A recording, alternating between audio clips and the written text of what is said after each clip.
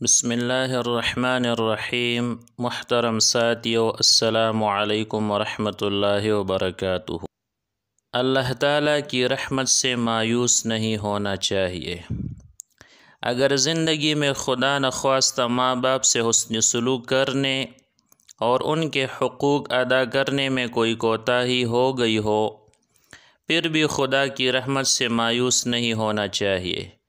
مرنے کے بعد ان کے حق میں برابر خدا تعالیٰ سے دعائے مغفرت کرتے رہنا چاہیے۔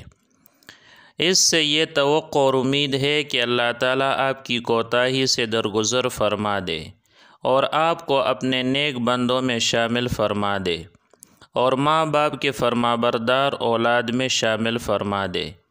حضرت انس رضی اللہ تعالیٰ عنہ کا بیان ہے کہ نبی کریم صلی اللہ علیہ وسلم نے فرمایا، اگر کوئی بندہ زندگی میں ماں باپ کا نافرمان رہا اور والدین میں سے کسی ایک کا یا دونوں کا اسی حال میں انتقال ہوا تو اب اس کو چاہیے کہ وہ اپنے والدین کے لیے برابر دعا کرتا رہے اور اللہ تعالیٰ جل شانہ سے ان کی بخشش کی درخواست کرتا رہے، یہاں تک کہ اللہ تعالیٰ اس کو اپنی رحمت سے نیک لوگوں میں لکھ دے۔ وما علینا الا البلاغ۔